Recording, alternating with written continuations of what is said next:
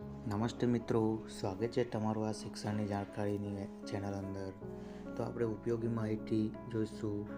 તો મિત્રો આ વિડીયો અંત સુધી જોતા રહો.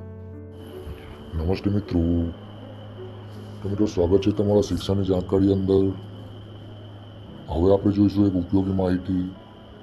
તો માહિતી મિત્રો છે ગરુડ પુરાણનો 5મો અધ્યાય. તો મિત્રો તમે જોઈ શકો તેમ સાંભળી શકો તેમ માહિતી આ મુજબ છે. તો સાંભળો. ઋષિઓના એ પૂછવા પર કે દુષ્ટ કર્મોથી મનુષ્ય કેવી રીતે છુટકારો મેળવી શકે છે. સોનકજી બોલ્યા, હે મુનિ, આ ગરુડ પુરાણ સાંભળીને જે મનુષ્ય કર્તવ્ય બોધ થાય છે, કોઈ પણ શ્રેષ્ઠ ઉદ્દેશથી પૂર્તિ માટે હંમેશા સત્પુરુષોનો સંગ કરવો જોઈએ અને અસત્પુરુષોનો સંગ ત્યાં જ ત્યાગ કરી દેવો જોઈએ. જે પોતાનું અને અન્યનું સાચું હિત કરે એને બધું જ સમજવા જોઈએ. જેમાં સારા ગુણ અને વિચાર જોવામાં આવે અને જે ધર્મની ભાવના રાખે છે તે જ સાચું જીવન જીવે છે. જેનું ધન નષ્ટ થઈ જાય છે તે ઘર બાર ત્યાગીને તીર્થ સેવન માટે ચાલ્યા જાય છે. પણ જે સત્ય અને ધર્મથી ભ્રષ્ટ થઈ જાય છે તે તો રોડ નરકમાં જ જાય છે. જો કોઈને વચન આપીને એનું પાલન નથી કરતા, જે ઉગલીઓનો કર્યા કરે છે, ચુંગલીઓ કર્યા કરે છે, ઉંગલીઓ કર્યા કરે છે, જૂઠી સાક્ષી આપે છે, મદપાન કરે છે, તે બધા નરકની ઘોર કષ્ટદાયક વેટાણી નગરીમાં નિવાસ કરે છે. કોઈના ઘરમાં અગ્નિ લાવવાવાળા, ઝેર આપવાવાળા, ખુદ દાન કરીને પછી એનું અપહરણ કરવાવાળા વ્યક્તિ પણ વેટાળી નદીમાં મહાકષ્ટ ભોગવે છે અને મેળવે છે. તો મિત્રો, જે કુપર છે, નાસ્તિક છે, શુદ્ર સ્વભાવવાળા છે, હંમેશા ક્રોધ કરતા રહે છે, ખુદ પોતાની જ વાતને પ્રમાણ બતાવવાવાળા અત્યંત અહંકારી છે, કૃતજ્ઞની વિશ્વઘાતી છે, તે બધા વેટાણી નદીમાં દીર્ઘકાળ સુધી નરકીય સ્થિતિમાં પડેલા રહે છે. આ સાંભળીને ઋષિઓએ કહ્યું, હે સુતજી, તમે અમને લોકોએ બતાવો કે એવા કયા દેવ છે જેમનું ધ્યાન કરવું જોઈએ. આ જગતનું સર્જન, પાલન અને સંહાર કરવાવાળું કોણ છે? પરમ પૂજ્ય અને દેવનું સ્વરૂપ કેવું છે? આ જગતનો શંખ કયા પ્રકારથી માનવામાં આવ્યો છે? તે સર્વોપરી બિરાજમાન સર્વેશ્વર અને વ્રતો દ્વારા પરમ પ્રસન્ન તેમજ સંતુષ્ટ થયા કરે અને કયા યોગથી પ્રાપ્ત કરી શકાય છે? સર્વેશ્વર કયા કયા અવતારમાં હોય છે અને કયા પ્રકારની એમની વંશ વગેરેથી ઉત્પત્તિ થયા કરે છે? તો ચારેય વર્ગો અને ચારેય આશ્રમોના પ્રવર્તક કોણ છે? તો અમને એ બતાવો. આના પણ સોનકજીએ વ્યાસ અને બ્રહ્માનો સંવાદ સાંભળ્યો. વ્યાસે બ્રહ્માજીને કહ્યું હતું કે બ્રહ્મના પહેલા હરિભગવાનને બધાથી મહાન અર્થવાળા ગરુડ પુરાણને દેવોની સાથે શિવજીને કેમ સંભાળ્યું હતું? ત્યારે બ્રહ્માજીએ વ્યાસથી કહ્યું, એક વખત હું સમસ્ત દેવોને સાથે લઈને કૈલાસ પર્વત પર ગયો હતો. ત્યાં પણ મેં પરમપદના ધ્યાનમાં સ્થિર ભગવાન રુદ્રદેવના દર્શન કર્યા હતા. અમે લોકોએ એમને નમસ્કાર કરીને એમનાથી પૂછ્યું હતું કે હે ભગવાન શંકર, તમે કયા દેવનું ધ્યાન કરી રહ્યા છો? તમે કયા દેવનું ધ્યાન કરી રહ્યા છો? કેમ કે તમારાથી પડે તો અન્ય કોઈને દેવ નથી. મારા આ પ્રશ્નનો ઉત્તર રુદ્રદેવ આપતા કહ્યું કે હું એમ પરમાત્મા વિષ્ણુનું ધ્યાન કરું છું, જે બધું જ પ્રદાન કરવાવાળા છે, સર્વત્ર ભ્રમણ કરવાવાળા, સમસ્ત પ્રાણીઓના હૃદયમાં સ્થિતિ અને સર્વ સ્વરૂપ છે. હે પિતામાં, ભસ્મથી સંપૂર્ણ શરીરને મલ કરીને માથા પર જટા ધારણ કરવાવાળા મારા એ જ ભગવાન વિષ્ણુની આરાધના કરવાની પ્રવૃત્તિ છે. સમસ્ત ભૂલોનો પ્રભુ ભગવાન નારાયણ છે. એમનામાં મણિઓની જેમ આ સંપૂર્ણ વિશ્વમાં સ્થિતિ રહ્યા છે અને તેઓ જ આ સૃષ્ટિમાં ગુણભૂત થઈને પ્રવેશ કરે છે. તે ઋતુ એકાક્ષર બ્રહ્મ અને સત અથવા અસત્યથી પણ પડે છે, જેની અર્ચના આ બધા યક્ષસ, રાક્ષસ, કિન્નર કર્યા કરે છે અને અગ્નિ જેમનો મોક્ષ છે, દેવલોક જેમનો મુદ્રા છે, આકાશ, નાભી, ચરણ, ક્ષિતિજ, ચંદ્ર અને સૂર્ય જે તેમના પરમાત્માના બંને નેત્ર છે. હું એ જ દેવનું સતત ધ્યાન તેમજ ચિંતન કર્યા કરું છું. એના પછી ભગવાનને યોગના વિષયમાં કહ્યું. શ્રી હરિએ કહ્યું, એના અંતર હવે હું પરમ યોગના વિષયમાં બતાવું છું. હે મહેશ, એ યોગને હવે તમે સાંભળો. ભગવાન વિષ્ણુ સંપૂર્ણ પ્રકારના પાપોનો વિનાશ કરવાવાળા, બધાના ઈશ્વર અને અનંત અને પદ્મથી ભૂમિની રહિત છે. તેઓ જ વાસુદેવ, જગન્નાથ અને બ્રહ્માત્મા છે. આ જ દેહધારીઓમાં સ્થિત રહીને નિત્ય છે બધા પ્રકારના દેવોથી પૃથક છે. એમણે બતાવ્યું હતું કે હું દેહના બધા પ્રકારના ધર્મોથી રહિત તેમજ ક્ષર તથા અક્ષરથી વિહિત છું. 6 પ્રકારોમાં સ્થિતિ રહેવાવાળા દુષ્ટતા, શ્રદ્ધા, દ્રાટા, ઇન્દ્રિયોની પહોંચ પડે છે. એમના ધર્મોથી રહિત થઈને સર્જન કરવાવાળા અને નામ તેમજ ગંગોત્રોથી રહિત છે. મનમાં સ્થિતિ રહેવાવાળા મહાદેવ છું, પરંતુ ખુદ મનથી અપરવરિત રહેવાવાળો છું. મનમાં જે કંઈ પણ ધર્મો હોય છે એ બધાથી રહિત છું અને હું વિજ્ઞાન તથા જ્ઞાનનું સ્વરૂપ છું. હું બધું જ બાંધી રાખવાવાળો બુદ્ધિમાં સ્થિતિ બાંધવાનો સાક્ષી છું, અર્થાત જોવાવાળા હોવા છતાં પણ ખુદથી બુદ્ધિને રહિત છું. જે લોકો પોતાના મનમાં આવું ધ્યાન કરીને યોગ કરે છે તેઓ પરમ પદને પ્રાપ્ત થાય છે. એના પછી પ્રભુએ બતાવ્યું કે આ જાણી લેવું જોઈએ કે યજન કરવું, યજ્ઞ કરવું, દાન લેવું, બ્રહ્માને દાન આપવું, વેદવાસ્તુઓને અભ્યાસ કરવો અને અધ્યાપન કરવું આ દ્વિપદથી શ્રેષ્ઠ ધર્મ હોય છે. દાન આપવું, અભ્યાસ કરવો અને યજ્ઞ ધર્મ કરવો આ ક્ષત્રિયો તેમજ વેશ્યના કર્મ છે. ક્ષત્રિયોનું કર્મદંડ આપવો તથા વેશ્યનું કર્મકુશી કરવી યોગ્ય કહેવામાં આવે છે. બ્રાહ્મણ, ક્ષત્રિય અને વેશ્યા આ દ્વિજાતિઓની સેવા કરવી જ શૂદ્રોનો ધર્મ સાધન કર્મ હોય છે અને શૂદ્રોના કર્મ અને ધર્મયજ્ઞની જીવનટીકાનું સાધન હોય છે. ભિક્ષાચરણ કરવી, ગુરુની સેવા કરવી અને સ્વાધ્યાય કરવો, સંન્યાસ કર્મ અને અગ્નિ કાર્ય હવન વગેરે કરવા આ બ્રહ્મચારીનો ધર્મ કૃત્ય હોય છે. સમસ્ત આશ્રમોમાં 2 પ્રકાર હોય છે. આગળથી જ આ પ્રકારથી 4 ભેદ હોય છે. બ્રહ્મચારીનું બ્રહ્મનું આચરણ કરીને નૈષ્ઠિક અને બ્રહ્મસ્તર હોય છે. બ્રહ્મચારી વિધિપૂર્વક ગુરુની પાસે બ્રહ્મચર્ય વિધિની રહીને વેદોનું અધ્યયન કરે અને ફરી સમાવર્તન કરીને ગૃહસ્થ આશ્રમને ગ્રહણ કરે છે. જે બ્રહ્મચારી ગૃહસ્થ આશ્રમમાં પ્રવેશ કરીને મરણ પર્યંત બ્રહ્મનો કર્મ, અતિથિઓનું બ્રહ્મચર્ય સત્કાર, સેવા, યજ્ઞો તથા દાન આપવું અને બ્રહ્મચર્યનું પાલન કરવું આ ગૃહસ્થનું ધર્મ પાલન કરે છે. ગૃહસ્થથી ઉદાસીને અને સાધક ભેદથી બે પ્રકારના થયા કરે છે. જે પોતાના કુટુંબમાં ભરણ પોષણમાં યુક્ત રહ્યા કરે છે એ સાધક ગૃહી થાય છે. દેવ, ઋષિ, પિતર આ ત્રણેયના ઋણિઓથી દૂર કરીને અર્થાત ચૂકવીને પછી પણ પોતાની પત્ની અને ધન વૈભવનો ત્યાગ કરીને એકાકી વિચરણ કર્યા કરે છે તે મોક્ષિક ઉદાસીન થાય છે. વનમાં નિવાસ કરવાવાળાનો આ ધર્મ હોય છે કે ભૂમિમાં શયન કરે, વનમાં ફૂલ અને ફળોનું ભોજન કરે, સ્વાધ્યાય કરે, તપશ્ચર્યા કરે અને યથાન્યાય સંભાવિત કરે. તપસ્યાથી જે અત્યંત નબળા થઈને સતત ધ્યાનમાં જ પરાયણ રહે છે એને વાનપ્રસ્થાન આશ્રમ રહેવાવાળાના સંન્યાસી જ સમજવામાં જોઈએ.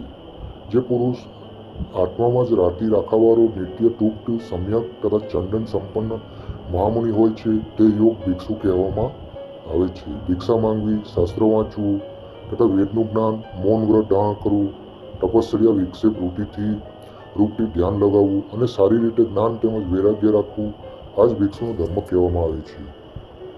એનું પાલન કરવાથી પરમ પદ મળે છે. સંન્યાસી 3 પ્રકારના હોય છે. કેટલાક તો જ્ઞાન સંન્યાસી હોય છે, અર્થાત જ્ઞાન બળથી હૃદયમાં બધાનો પુણ્ય ત્યાગ ભાવ રાખવાવાળા હોય છે. બીજા વેદ સંન્યાસી થયા કરે છે અને ત્રીજા પ્રકારના કર્મ સંન્યાસી હોય છે. યોગ પણ 3 પ્રકારના હોય છે.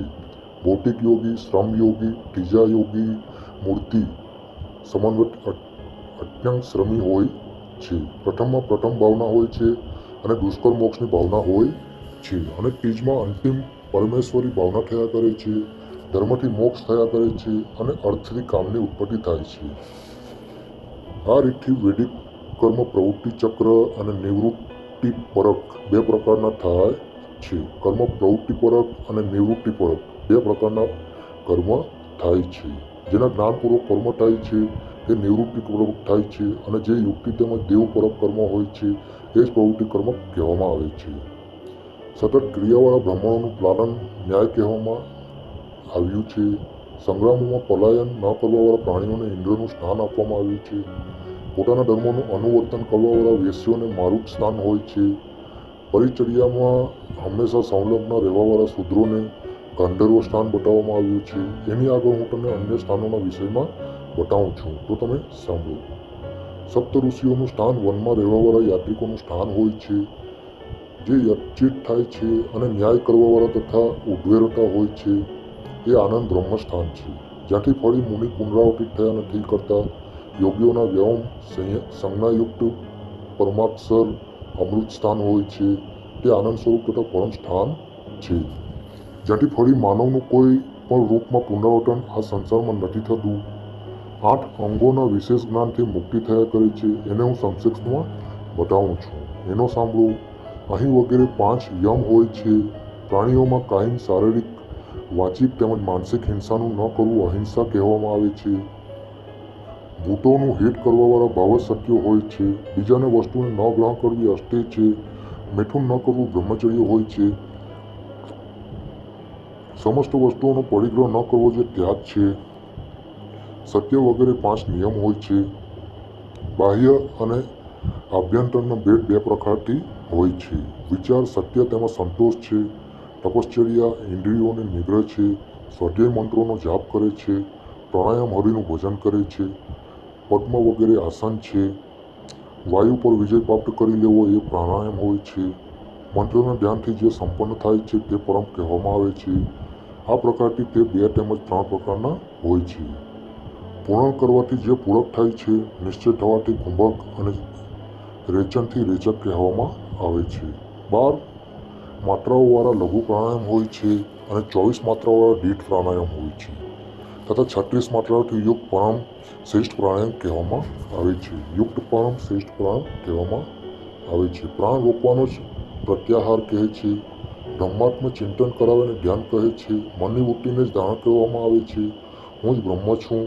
આ પ્રકારની જે અટલ સ્થિતિ કરી લે છે તે બ્રહ્મની સ્થિતિને પ્રાપ્ત થાય છે અને સમાધિ કહેવામાં આવે છે. હું આત્મા છું, બ્રહ્મ પર છું અને સત્ય તેમજ જ્ઞાન સ્વરૂપ તથા આનંદ છું. બ્રહ્મનું વિજ્ઞાન અને આનંદમય હોય છે અને તે અત્યંત તત્વમસી છે. હું બ્રહ્મ છું. હું શરીર વગેરેના ઇન્દ્રિયોથી રહિત છું. હું મન, બુદ્ધિ, અહંકાર વગેરેથી શૂન્ય છું અને જાગૃત, સુષુપ્તિ વગેરેથી યુક્ત એનું જ્યોતિ સ્વરૂપ છું. હું શુદ્ધ, બુદ્ધિ યુક્ત, સત્ય તેમજ આનંદરૂપને પ્રાપ્ત સાધનોના ચરમ છું અને આ રૂપમાં હું આત્મા સ્વરૂપ અદ્વિતીય છું. આ જે છે આદિત્ય પુરુષ છે તે હું જ અખંડિત છું. આ પ્રકારથી સ્વયંને ધ્યાન કરવાવાળા બ્રાહ્મણ આ સંસાર મહાબંધનથી વિમુક્ત થઈ જાય છે. એના પછી 14 મુનિઓના વિષયમાં પૂછવા પર હરિએ કહ્યું, હવે અમે 14 મનુઓના વિષયમાં બતાવીએ છીએ અને એમના સૂત, શુક્ર વગેરે બતાવીએ છીએ. પહેલા સ્વયંભૂના મનુ થયા હતા તથા અગ્નિધાડી એમના પુત્ર થયા હતા. મરીચી, અત્રિ, અંગિના, પુલસ્ત્ય, પુલહ, ઋતુ અને મહાન તેજવાળા વશિષ્ઠ આ 7 ઋષિઓનો બતાવવામાં આવ્યા છે. જ્યાખ્ય, અભિટાખ્ય, શુક્ર, યામ અને દ્વારસંગર આ બધાને સોમયાયી કહેવામાં આવ્યા છે. આમના શત્રુ વિશ્વગુપ્ત, વામ દેવેન્દ્ર, વાસ્કલી થયા હતા. તે દૈત્ય ભગવાન વિષ્ણુ દ્વારા ચક્રથી માર્યા ગયા હતા. એના અનંતર સ્વરોષિ મનુ થયા હતા. એમના પુત્ર મંડલેશ્વર, ચેત્રક, વિનંત, વિદ્યુ, રવિ, વૃતગુણ અને મહાન બળ તેમજ પરમ ક્રમવાળા હતા. ઉર્જ, સ્તંભ, પ્રાણ, ઋષભ, મિથલ, દંભોલી, અર્વવીર આ 7 ઋષિ બતાવવામાં આવ્યા છે. 12 તુષિત કહેવામાં આવ્યા છે અને પારાવત બતાવવામાં આવ્યા છે. આ રીતે આ ગણના પૂરી થાય છે. જે ઋષિઓની ગણના છે આ રીતે પૂરી થાય છે. દેવોના ઇન્દ્ર વિપક્ષિત હતો અને એનો શત્રુ પુરુષપુષ્ટ હતો. ભગવાન મધુસૂદનને હાથીના રૂપને એને માર્યો હતો.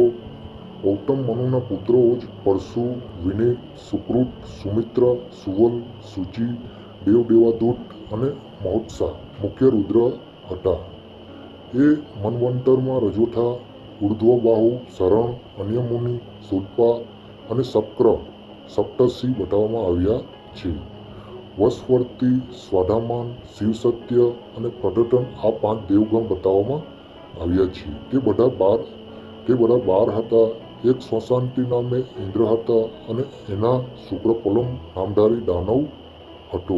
એ દાનવને મત્સ્યનું સ્વરૂપ ધારણ કરવાવાળા હરિ વિષ્ણુએ નષ્ટ કર્યા હતા. વામસ નામના મનુમાં પુત્ર જાનુજર્ય, નિર્ણય, નવખ્યાતિ, નૃપદિવ્યભૂત, વિનિક્ષિપ, હૌકંડતી, પ્રસ્તલા, કુટુબંડ, કટ હતા અને જ્યોતિધર્મમાં દુષ્ટ કાવ્ય, ચૈત્ર, શ્વેતાગ્નિ, હેમક, આ 7 મુનિ બતાવવામાં આવ્યા છે. સુરાગા અને સ્વાદિતક હરિ હતા તથા દેવતાઓના 4-5 વંશન ગુણ થયા હતા. એમનું સ્થાન પ્રમુખ હતું. એમનો ઇન્દ્ર શિવી અને એમનો સભુ ભીમરથ કહેવામાં આવ્યો છે.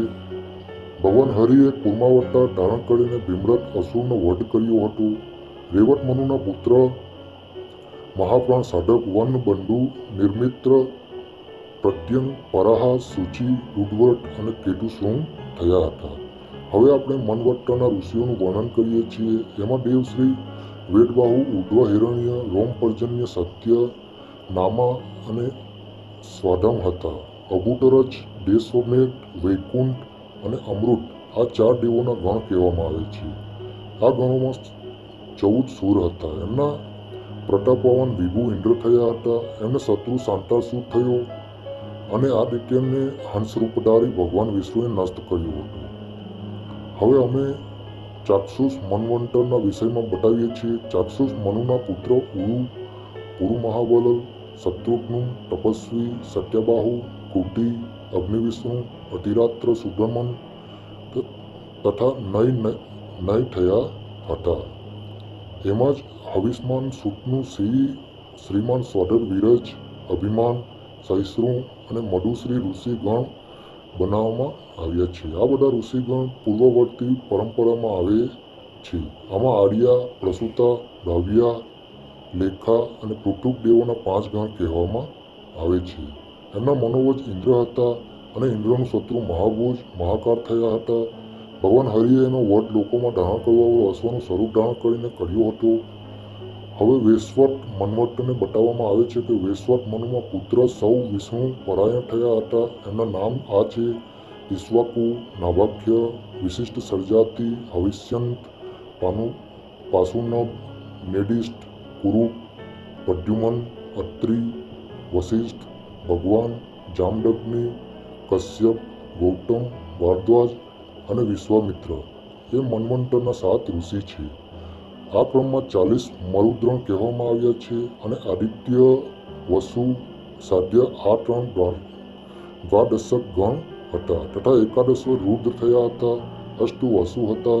અશ્વિની કુમાર પણ બતાવવામાં આવ્યા છે તથા 10 વિશ્વ દેવતાઓનું પણ વર્ણન કરવામાં આવ્યું છે. 10 અગ્નિસર દેવ છે તથા 9 દેવગણ છે. એનામાં તેજસ્વી નામવાળા ઇન્દ્ર થયા હતા અને એમનો શત્રુ હિરણ્યક્ષ દૈત્ય હતું. એ દૈત્યનો ભગવાન વિષ્ણુએ વરાહ અવતાર લઈને વધ કર્યો હતો. હવે આપણે સાવર્ણ્ય ભવિષ્યમાં મનુના વિષયમાં બતાવીશું. સાવર્ણ્ય મનુના પુત્ર વિષય અર્વવીર નિધેય સત્ય વાક્કૃતિ વરિષ્ઠવાચ અને સંગતિ હતા. અશ્વસ્થામાં કૃપ વ્યાસ માલવ દીપ્તિમાન ઋષભદ્ર રૂંગ રામ હતા. એ મન્વંતરના 7 ઋષિઓ છે. સુતપા અમૃતાવા અને મુખ્ય આ દેવોના ગણ છે જે પોતાની શક્તિમાં પૂરા છે. આમનો ઇન્દ્ર વિરોચોને પુત્ર બલિ થયો જેણે ભૂમિમાં 3 પગને ચાર્જ કરવાવાળા વામન રૂપધારી વિષ્ણુને બધું જ આપીને રુદ્ર ઇન્દ્રપદનો ત્યાગ કરીને સિદ્ધિને પ્રાપ્ત કરી હતી. હવે આના અંતર્વાણોની દક્ષ સારણી નામના પુત્રોનો સાંભળો. આ બધા દૃષ્ટિકેતુ દીપ્તિકેતુ પંચહસ્ત નિરાકૃતિ પૃથુસ્વા ઉદનમુન્ન રુચિક્ર બૃહતગુણ મેઘાતિથિ દુષ્ટ સબલ અને વાસુ હતા. એમની સાથે જ્યોતિષ્માન હવ વિભુ અને ઈસુ આ ઋષિગણ થયા હતા. એમાં મરીચી ગર્ભ અને સ્વરધર્મ આ 3 મુખ્ય હતા. આમાં દેવોનું સત્ર કાલક સંજ્ઞાવાળું છે. એનું હનન કરવાવાળા પદ્મનાથ થયા છે. દસમ મનુ પુત્રોના નામ છે તે આ મુજબ છે: સુક્ષેત્ર ઉત્તમ મોજા વરિષણ્ય વીર્યવાન શતાનેક નિર્મિત્ર વૃષભસેન જયદ્ર બુરિદ્રુમન અને સુર્વચા. આમનો ઇન્દ્રશાંતિ નામધારી હતો.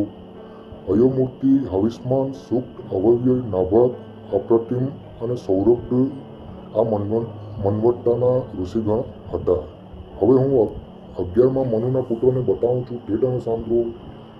સર્વત્રન સુષ્મા વેદાની પુરુ ગુરુસત્રવણ ઈસદુ આદ્રક છે. હવિષ્યમાન હવસી વરુણ વિશ્વ બિસ્તર વિષ્ણુ અને અગ્નિતેજા આ 7 ઋષિઓ છે. વિહંગમ, કામગમ, નિર્મા, રુચિ અને એક રુચિ એમના ગણ છે. ઋષિ ઇન્દ્ર છે, દસગ્રીવ એનો શત્રુ છે. આ રીતે આમની વિશાળ પરંપરા છે. હવે 10 પુત્ર મનુ 12 પુત્રોના શ્રવણ કરો. એમના નામ છે દેવવાન, ઉપદેવ, દેવશ્રેષ્ઠ, બિથુરથ, મિત્રવા, મિત્રદેવ, મિત્રબિંદુ, વીર્યવાન, મિત્રવા, પ્રવા. આ બધા દક્ષ યમુના પુત્ર છે. તપસ્વી સુપ્ત, તપોભૂતિ, તપોરતિ, તપિધ્રુત, ધ્રુત અને અન્ય આ તપોદત્ત 7 ઋષિ છે. સર્વતમાં સુતપ્પા, હરિ, રોહિત તથા સુરારી આ ગણ છે અને પ્રત્યેક પાસે 10 દક્ષ ગણ છે. ઋતુડામાં ભદ્ર ઇન્દ્ર છે અને એમની પાસે સૂત્રતાળક નામવાળો દૈત્ય છે. શંકર હરિ ભગવાને કાર્તિકેય થઈને એનું હનન કર્યું. હવે 13મા દૈત્ય મનુમાં પુત્રને જાણી લો. હું એમને અહીંયા બતાવું છું. એમના નામ ચિત્રસેન, વિચિત્ર, તપોધર્મરથ, ધૃતિ, સુનેત્ર, ક્ષેત્રવૃત્તિ છે. ધર્મઠ, રુદ્ર, ઋતિમાન, અવયવમ, નિશારૂપ, નિરુત્સુક, નિર્વાણ અને તત્વદર્શી. આ 7 ઋષિઓ બતાવવામાં આવ્યા છે. સ્વરોમાં સ્વકર્મ દેવગણ છે. એમના 33 વિભેદ છે, જે ત્યાં પણ દેવોના ગણ હોય છે. એમના આરાધ્ય દેવ સર્પિત ઇન્દ્ર છે. એ ઇન્દ્રના શત્રુ ઇષ્ટિષ્ઠિ નામનો દાનવ છે. ઇષ્ટિષ્ઠિમ નામનો દાનવ છે. આ દાનવને અમે માધવ મયુરનું સ્વરૂપ ધારણ કરીને હનન કરીશું. ચતુષ્દમ મનનું પુત્રોના નામ આ છે: ઉરુ, ગંભીર, ધૃષ્ટ, તપસ્વી, ગ્રાહ, અભિમાન, પ્રવીર, વિષ્ણુ, સ્કંદન તેજસ્વી, દુર્લભ અગ્નિ, અગ્નિબાહુ તથા માગધ સૂચિ. મુક્ત અને શુક્ર તપોવળી, સુત તથા 14મા મનુના 7 ઋષિઓ છે. ચાક્ષુષ કર્મનિષ્ઠ પવિત્ર ભ્રાતિને બાચ્યા આ 5 દેવોના ગણ છે, જે કે સ્થાપક બતાવવામાં આવ્યા છે. એ દેવતાના ઇન્દ્રનું નામ સૂચિ છે અને એનો શત્રુ મહાદૈત્ય છે, જેના હનન કરવાવાળા ખુદ ભગવાન હરિ એક જ દેવ છે. તે 4 રૂપથી વિદ્યમાન છે. વ્યાસના રૂપવાળા વિષ્ણુએ ફરી સમસ્ત પુરાણોમાં રચના કરી છે. 18 પુરાણ, 4 વેદ. એ વેદોના 6 અંગ: શાસ્ત્ર મીમાંસા, ન્યાયશાસ્ત્રનો વિસ્તાર, પુરાણ ધર્મશાસ્ત્ર, આયુર્વેદ, અર્થશાસ્ત્ર, ધનુર્વેદ, ગાંધર્વવેદ. આ જ બધી 18 વિધિઓ કહેવામાં આવે છે. ગુરુજીએ પૂછ્યું કે હવે તમે પોતાનું ધ્યાન મહત્વ બતાવો. શ્રી હરિએ કહ્યું, હવે હું હરિના ધ્યાન રૂપને બતાવું છું. જે ધ્યાનમાં આ માયા તત્વનું વિચ્છિન્ન કરવાવાળું છે. એ ખગ, તે હરિનું ધ્યાન, મૂર્ત ધ્યાન તેમજ અમૃત ધ્યાન. આ ભેદોથી 2 પ્રકારનું હોય છે. ભાવરૂપથી સ્મરણ કરવું અમૃત ધ્યાન હોય છે. એ તો મેં તમને પહેલાં બતાવી દીધું છે.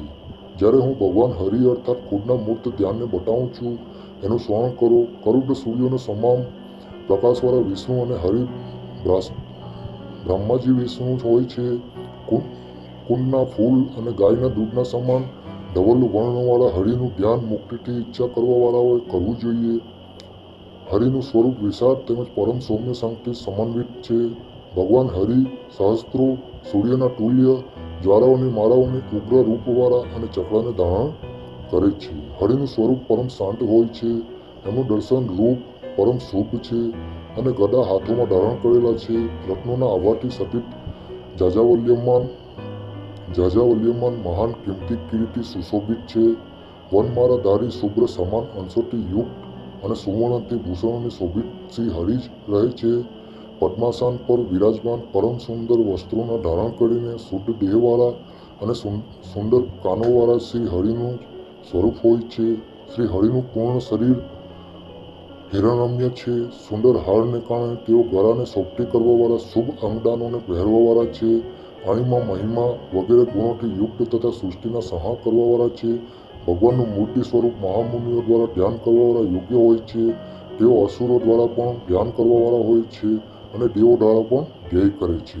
શ્રી હરિનું મૂર્ત સ્વરૂપ સંતાપોને નાશ કરવાનું છે. તેઓ શરણાગતિથી રક્ષા કરવાવાળા, સુખ કરવાવાળા, સૌમ્ય સ્વરૂપથી યુક્ત અને મહાન ઈશ્વર છે. ભગવાન નારાયણ બધા લોકોનો હિત સંપાદક કરવાવાળા, બધાના સ્વામી, બધાના સુખકર, પ્રિય, સૂર્યમંડળમાં સ્થિત, અગ્નિમાં સ્થિત અને જળમાં વિરાજમાન છે. વાસુદેવ પ્રભુ સંપૂર્ણ જગતનું ધ્યાન રાખવાવાળા, બધા ધ્યાન કરવા યોગ્ય મુક્તિની ઈચ્છા કરવાના વિષ્ણુ છે. હું જ વાસુદેવ હરિ છું. આ પ્રકારનું હરિનું આત્માનું ધ્યાનથી કરવું જોઈએ. જે લોકો આ ઉક્ત રૂપોવાળા વિષ્ણુ ભગવાનનું આ રીતથી ધ્યાન કરે છે તેઓ પુરુષોત્તમ ગતિને પ્રાપ્ત થાય છે. યાજ્ઞવલ્ક્ય મુનિએ પહેલા જ આ પ્રકારની સુરેશ્વર વિષ્ણુનું ધ્યાન કર્યું હતું. તેથી ધર્મોમાં ઉપદેશને કરીને પરમ પદને પ્રાપ્ત થયા હતા. હે શંકર, જે મારા આ બનાવેલા ભગવાન વિષ્ણુનું ધ્યાન પઠન કર્યા કરે છે તે પણ પુરુષોત્તમ ગતિને પ્રાપ્ત થાય છે. એના ઉપરાંત શ્રી સૂતજીએ કહ્યું, જે ધ્રુવ અર્થાત પરમ નિશ્ચિત પદાર્થોના વિષયોનો ત્યાગ કરીને અધ્રુવોનું સેવન કરે છે એ પુરુષનો ત્યાગ કરી દેવાથી ધ્રુવ પણ નષ્ટ થઈ જાય છે અને જે અધ્રુવ છે તે તો ખુદ જ નષ્ટ બહુલા થાય છે. બોલવાના અંગથી કે શક્તિથી હીન પુરુષોત્તમ વિદ્યા એ જ પ્રકારની હોય છે જેમ કે કોઈ પણ કાયર પુરુષમાં હાથમાં આપવામાં આવેલું શસ્ત્ર બેકાર થાય છે.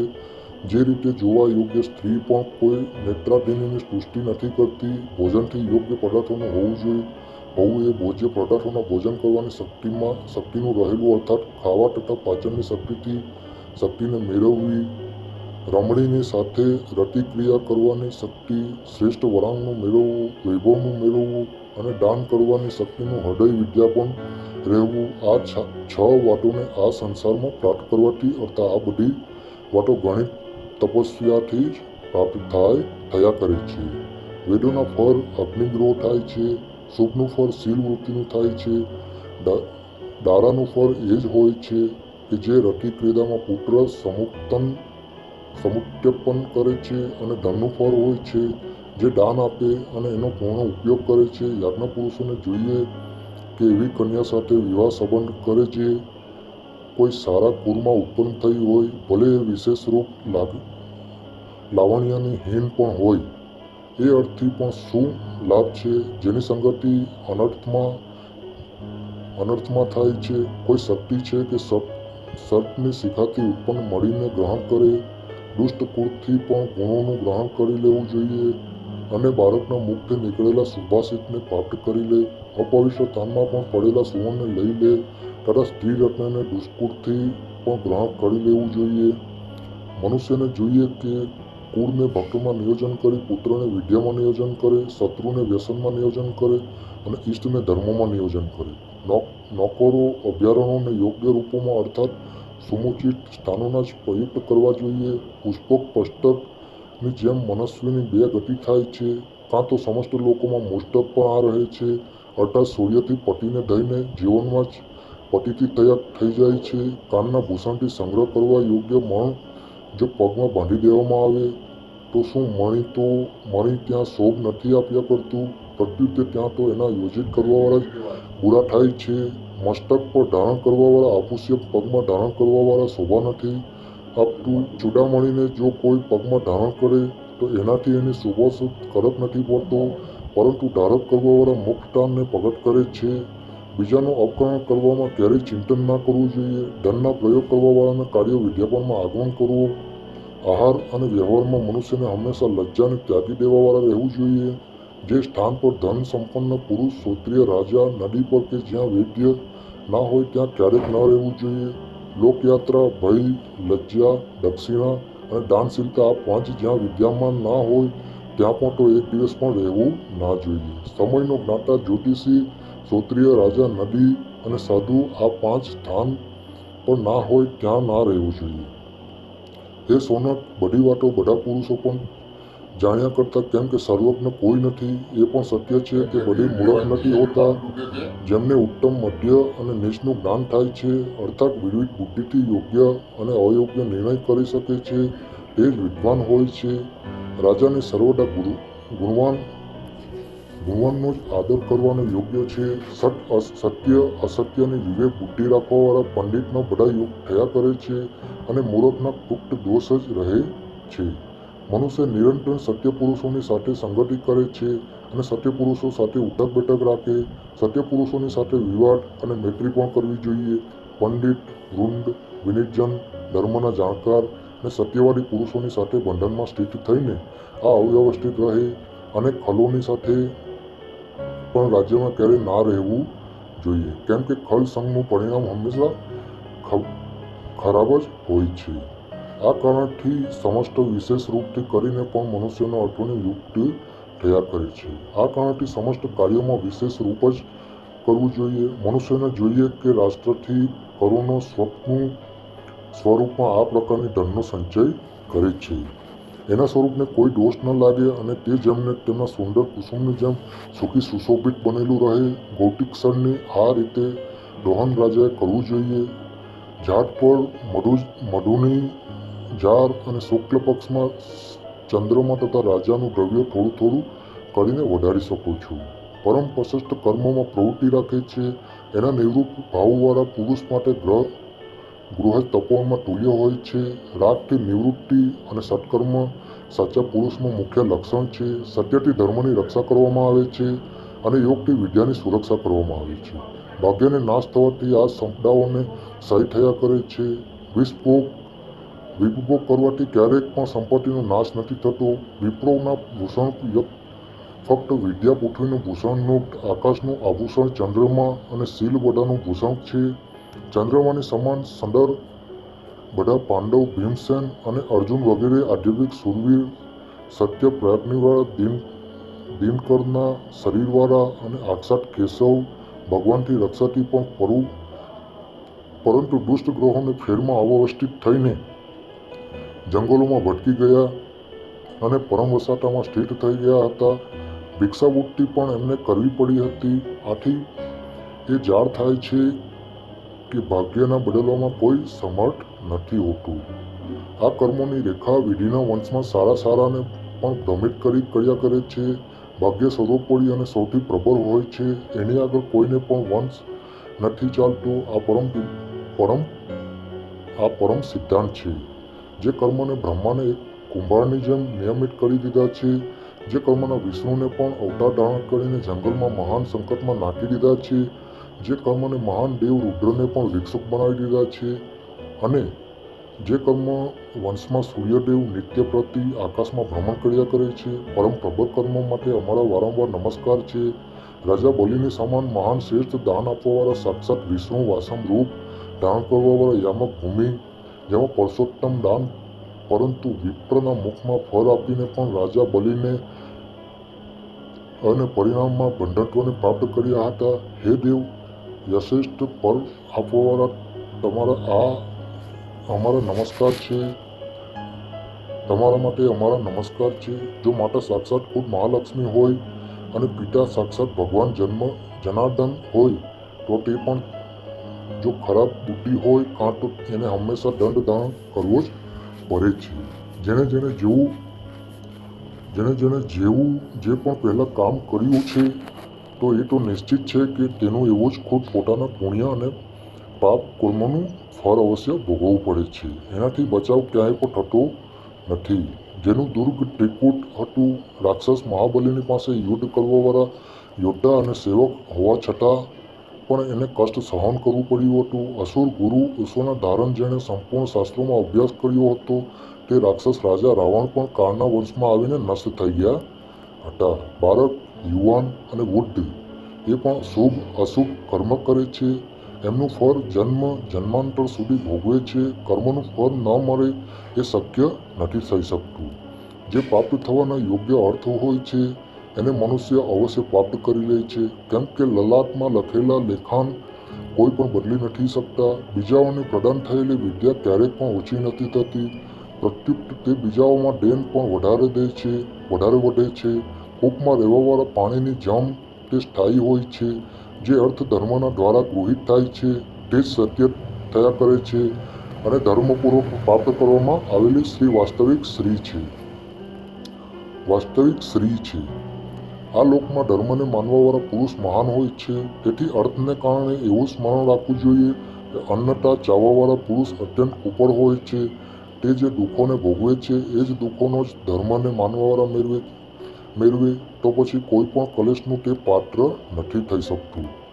પરંતુ એ ધ્યાન રાખવું જોઈએ કે પ્રયત્ન કરવાવાળા પણ મંત્ર, બળ, વીર્ય, પ્રજ્ઞા અને પુરુષથી મનુષ્ય અલભ્ય પદાર્થોને પ્રાપ્ત નથી કર્યા કરતા. આથી આ અપ્રાપ્તિના વિષયમાં થોડું પણ દુઃખ ના માનવું જોઈએ. જેની મેં ક્યારેય યાચના નથી કરી હતી એને મેં પ્રાપ્ત કરી લીધું હતું અને મારો મોકલેલો તો ફરીથી મારાથી ચાલ્યો ગયો. જ્યાંથી તે આવ્યો હતો ત્યાં જ પર ચાલ્યો ગયો. અર્થાત જે પ્રદાતાઓને મને આપ્યો હતો એણે જ મને પનોત લઈ લીધો હતો. તે એના માટે દુઃખ મનાવવાની કોઈ પણ જરૂર ના હોવી જોઈએ. એક જ વૃક્ષ પર રાત્રિના સમયમાં અહીં તહીંથી અનેક પક્ષીઓનો સમાગમ જોયા કરે છે. પ્રાતઃકાળ થવા તેઓ બધા જ એકસાથે રહ્યા. પ્રાતઃકાળ થવાની સાથે બધા એકસાથે રહ્યા હતા. વિભિન્ન દિશાઓમાં ઉડીને ચાલ્યા ગયા કરે છે. એ મોટા માટે કંઈ પણ પરિવેદના ના કરવી જોઈએ. તાત્પર્ય એ છે કે આ સાંસારિક સંયોગથી પિતા, પુત્ર, ભાઈ, ભત્રીજા વગેરેનું પણ હોવું વગેરે પણ એવું જ છે કે એક જ સ્વાર્થમાં સંપાદન કરવા માટે પ્રાણાયામ કરવાવાળા બધામાં જે કંઈ રહ્યા છે એમાં કોઈ કંઈ કરી રહ્યા છે. એમનામાં કોઈ જલ્દીથી ચાલીને આગળ નીકળી ગયા કરે છે. એમાં સુખ દુઃખની વાત છે. સંસાત્રમાં પણ આ જ આગળ પાછળ સંસારમાં ત્યાગ કરવાનો ક્રમ રહ્યા કરે છે. જે સોનક જેનો સમય નથી આવ્યો તે નથી મળતો, નહીંતર એક દિશામાં અગ્રભાગથી મરી જાય છે. અને કોઈ ઉપભોગથી જે જીવિત નથી રહ્યા કરતો. મૃત્યુનો એક નિયમ સમય હોય છે. બાકી બધું તો ફક્ત નિર્મિત માત્ર જ હોય છે. જે પ્રાપ્ત કરવાવાળા હોય છે એને જ માનવ પ્રાપ્ત કર્યા કરે છે. જે એના પર પ્રાપ્ત થવા યોગ્ય ભાગવામાં બંધાયેલા હોય છે એ જ પદાર્થો માનવ પ્રાપ્ત કરે છે. દુઃખ અને સુખ પણ એ જ પ્રકારની થયા કરે છે. ભાગ્ય અનુસાર જ પ્રાપ્તિ થયા કરે છે. તેથી કોઈના માટે પણ પ્રલાપ કરવો વ્યર્થ છે. પૂર્વના કર્મમાં ફરજ અને યોગ્ય સમય પર પ્રાપ્ત થયા છે. પૂર્વજન્મ તપશ્ચર્યા સમય આવવા પર ફરતી થાય છે. ભાગ્યોદયમાં કુળ, શીલ, વિદ્યા, જ્ઞાન, ગુણ અને બીજ શુદ્ધિ મદદરૂપ થાય છે. અને એનું કારણ નથી બની શકતા.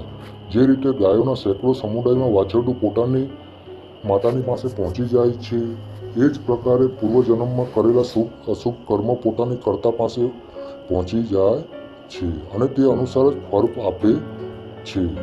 હે દ્વિજ, જે પુરુષ રાગ દ્વેષથી યુક્ત હોય એમને ક્યારેક સુખ પણ પ્રાપ્ત નથી થતું.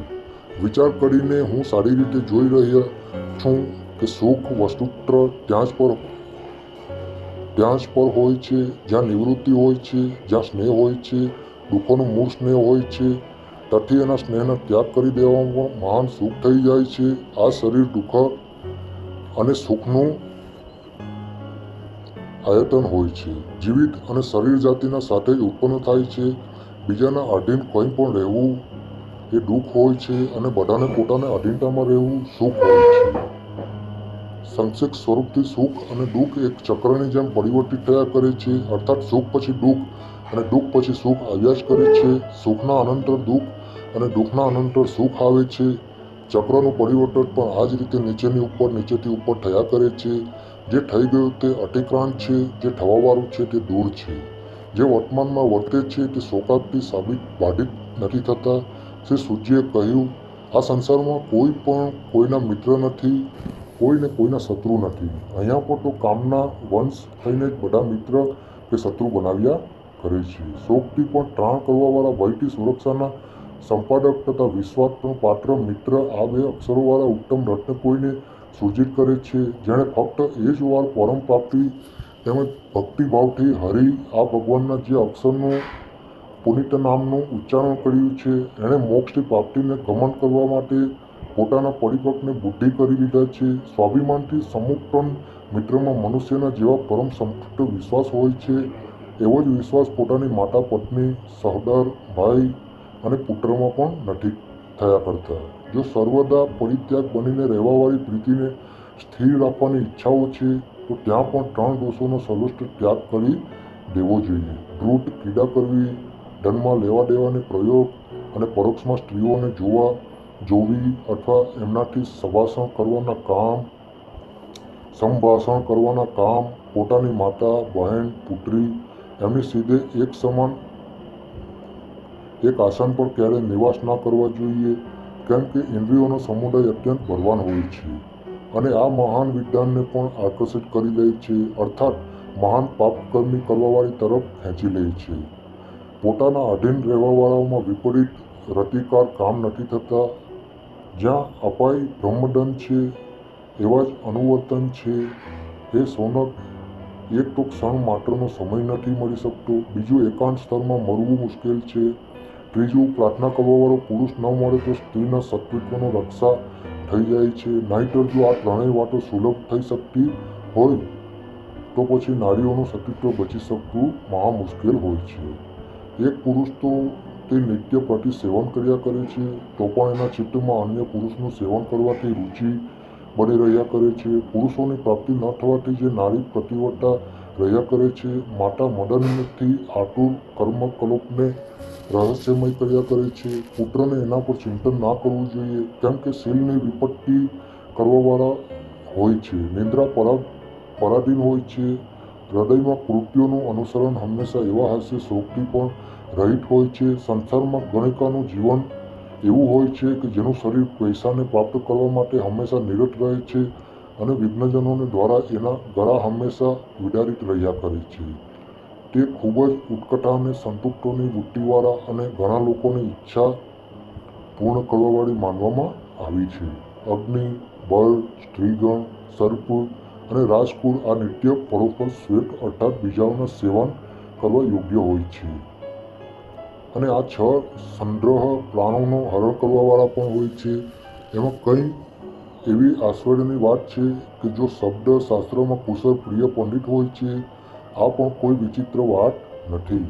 કે દંડ નીતિમાં કુશળ વિદ્ધ ધાર્મિક હોય, તેમાં પણ વિચિત્રતાથી નથી. કે રૂપ લાવણ્યથી સંપન્ન સ્ત્રી સાધ્વી ન રહે, અને એ પણ કંઈ અદ્ભુત વાત નથી કે કોઈ નિર્ધન પુરુષ ક્યારેય કોઈ પાપ કર્મ નથી કરતું. વનમાં કોઈ એક વૃક્ષ હોય જે સુગંધયુક્ત પુષ્પોથી પરિપૂર્ણ હોય. એ એક વૃક્ષ પરથી સંપૂર્ણ વન સુવાસિત થઈ જાય છે. જેમ એક સુપુત્રથી સંપૂર્ણ ફળ પ્રખ્યાત થઈ જાય છે. ગુણોથી સંપન્ન એક જ પુત્ર સૌથી શ્રેષ્ઠ. ગુણહીન સંકતો પુત્રોથી શું લાભ છે? જેમ કે એકલા ચંદ્રમાં અંધકારને નષ્ટ કરી દે છે, પણ તારાગણ સહસ્ત્રાત્મિક રહીને અંધકારને નષ્ટ કરવાની ક્ષમતા નથી રાખતા. પુત્રનું લાલન 5 વર્ષની અવસ્થા સુધી કરવું જોઈએ. એના પછી એને થોડા સારા ખરાબનું ભાન થઈ જાય છે. 6 વર્ષથી 10 વર્ષ 15 વર્ષ સુધી દાંત ફટકારવાથી એને સુમાર પર લાવવો. જ્યારે 16મા વર્ષમાં પદાર્પણ કરે તો ફરીથી એને સાથે એક મિત્રની જેમ વ્યવહાર કરો.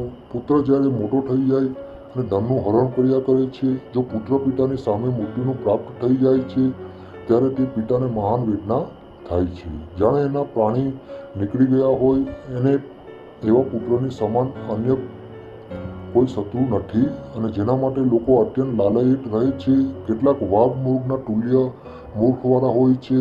એના અધ્યાત્મ સ્વરૂપમાં પરિજ્ઞાન પ્રાપ્ત કરવાવાળા પદ પર અવિશ્વાસ થયા કરે છે. સમાધાન કરવાવાળાને પુરુષને આ બધા પ્રકારની સારા માને છે, પરંતુ એનામાં એક જ મોટો ભારે દોષ હોય છે. સમાથી યુક્ત પુરુષ હોય છે, એને લોકો શક્તિથી હીન સમજવા લાગે છે અને માનવામાં આવે છે. જે સાંસારિક ભોગ સમગુણ હોય છે, તે યોગ સ્નિગ્ધ વિજય પુરુષથી વૃદ્ધિ અનાકૂળ હોય છે. હે સોનક, પિતાના મૃત થઈ જવા પર જ્યેષ્ઠ ભાઈ પિતાને જ તુલ્ય હોય છે. તે બધાનું અનુપાલન કરવાવાળો હોય છે અને આથી પિતાના જ તુલ્ય હોય છે. જે પણ એનાથી પિતાના જ તુલ્ય હોય છે, જે પણ એનાથી નાના હોય છે, એ બધાની સાથે એનો વ્યવહાર સમાન હોય છે. જે પ્રકારેથી તુલ્ય ઊભો કરવાવાળા અને જીવન વિતાવવાવાળા પુત્રોમાં થયા કરે છે, અત્યંત શક્તિવાળા પણ જો કે વધારે એકત્ર થઈને એક સમુદાયમાં સંગઠિત થાય છે, તો મહાન શક્તિશાળી થઈ જાય છે. જેમ કે એકાએક ટંકલાથી બનેલી મોટી દુર્ગી એટલી જ મજબૂત થાય છે કે જે એમાં પછી હાથી જેવા મહાન બળવાન પશુને પણ બાંધી લેવાની શક્તિ થઈ જાય છે. બીજાના દાનનું અપહરણ કરીને જે પડી અને દાન કર્યા કરે છે, એનું દાન આપવાવાળાને પુરુષ નરકનો ગામી થાય છે.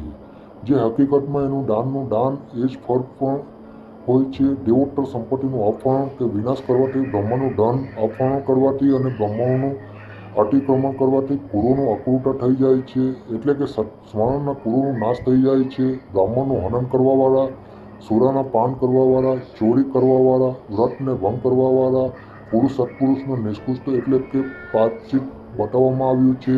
પરંતુ જે કૃતજ્ઞ હગોઈ અને એનું કોઈ પણ પ્રાયશ્ચિત નથી, નથી થતું. કરેલા ઉપકરણને માનવાવાળા પુરુષને કુટુંબને કહેવામાં આવે છે.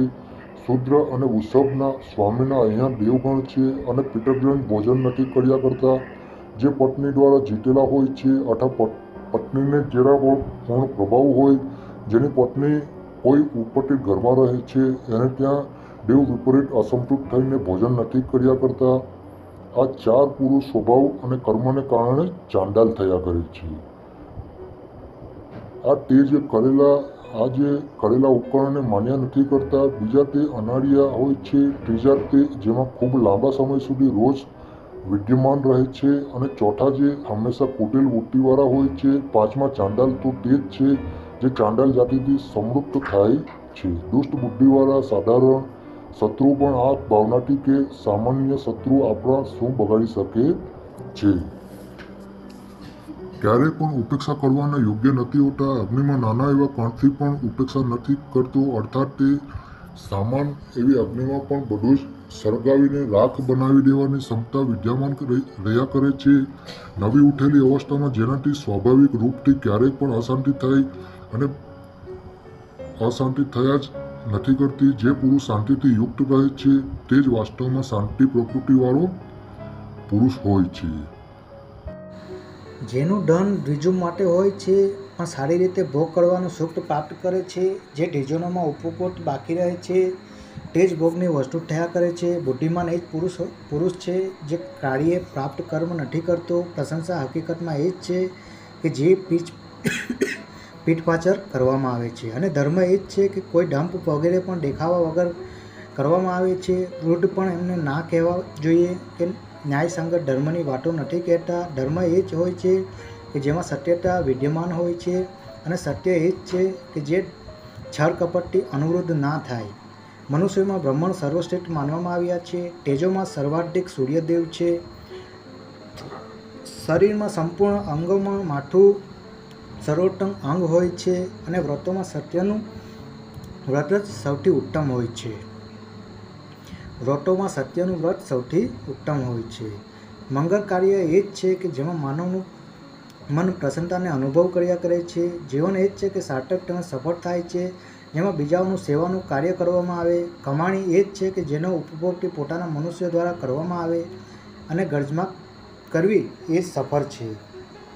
જે સંગ્રામમાં શત્રુઓનું સમક્ષ કરવાવાળા હોય છે. સ્ત્રી એ જ સુખ પ્રદાન કરવાવાળી છે જે ક્યારેક અભિશાપ નથી કરતા. સાચું સુખ એ જ છે કે મનુષ્ય જેને તૃષ્ણા નથી રહેતો. મિત્ર એ છે કે જો કોઈ જેમાં પુણ્ય વિશ્વાસ કરવાવાળા અને હકીકતમાં પ્રસન્ન પુરુષ એ જ હોય છે કે જેનાથી પોતાના ઇન્દ્રિયોને જીતી રાખ્યા છે. જેમાં સૌહાર્દ વિલુપ્ત થઈ જાય છે, અર્થાત સૌહાર્દનો પણ ભાવ નથી રહેતો. ત્યાં જે સ્નેહ અને આદર પણ છૂટી જાય છે. પ્રશંસના યોગ્ય એ જ છે કે જેની પ્રસ્તુતિ આત્મા દ્વારા કરવામાં આવે છે. આ પ્રકારે સદાચાર અને ધર્મના અનેક રૂપ માનવને જીવનની શિક્ષા માટે થાય છે. એને અપનાવીને મનુષ્ય પોતાના જીવનમાં સંતુલન પ્રાપ્ત કરી શકે છે, સ્થિર રહી શકે છે, શાંતિથી જીવન ગુજારી શકે છે. એને જીવન સફળ કરી શકાય છે. તો મિત્રો આ હતું ગરુડ પુરાણનો 5મો અધ્યાય. ખૂબ જ લાંબો અને માહિતી અવિરત પ્રમાણે હતી. તો આભાર મિત્રો તમારો આ માહિતી વાંચવા બદલે અને તમારા મિત્રોને જણાવો. આભાર. તો આભાર તમારો આ વિડીયો અંત સુધી જોવા માટે. મિત્રો આવી જ અવનવી શિક્ષણની જાણકારી લેવા માટે આ ચેનલને લાઈક અને સબસ્ક્રાઈબ અથવા તો બીજાને જણાવો.